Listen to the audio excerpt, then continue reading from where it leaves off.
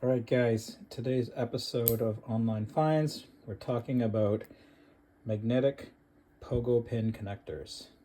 Love these things. So one of the guys in our crawler group, Chris, just lost my part. Introduced me to these. I'd heard about them before, but I didn't really think much of them until he kind of showed me some things he did, and I was like, yeah, I gotta definitely get using this because I'm doing I've done a lot of LED work with my crawlers. You've seen some of my previous videos. I talk about my Ascent Fusion. I custom built a body and did all kinds of NeoPixel lighting on it, and I wanted to make sure I can quickly remove the body. When I have to work on it, remove the body. And I have two sets of these connected to two different LEDs to drive them, and I wanted to just be able to quickly remove those. So anyway, love these things. Like all my other videos, you can get these. I've got links in the description if you want to pick these up from AliExpress. Yes, some of you probably know you can get them from Endura, but I think you pay, I don't know, like $5 for a pair of them, or two sets of them. But these you can get a lot more for a lot less, and honestly, they're the same things.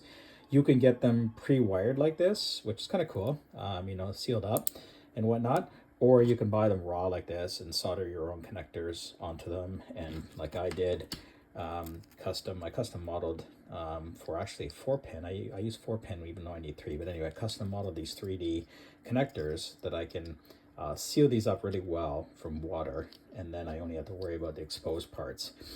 So anyway, you can buy them in any way you want, solder them up, build them into, and if you got a 3D printer, I think I have these on my Maker World account. Links to those in the description as well.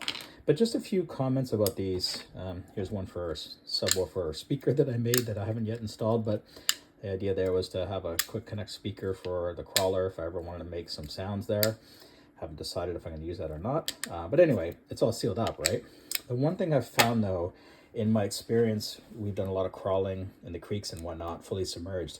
And I do find that sometimes the gunge can still get into these things because there is a lot of fine pieces here, right? And it's easy for them to, as you're crawling, possibly sometimes, they're pretty strong, right? But sometimes they can come quickly disconnect and reconnect, and you get a bit of seaweed or something in there. And then obviously you don't have a connection, you don't get power, obviously, right? And especially with NeoPixels, because the signal is very sensitive. And when it disconnects, you got to almost like repower it.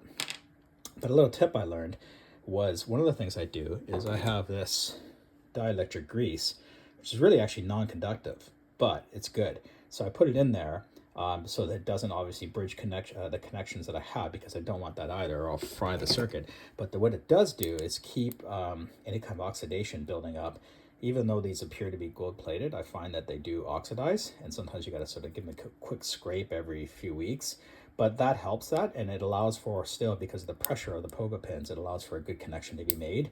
So you still get current flowing through all the pins, but you have a protective film in there.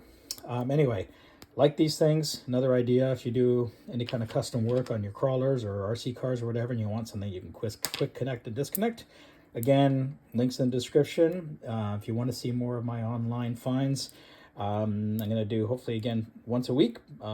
Please like and subscribe. That way you can get notified when I talk about my next find.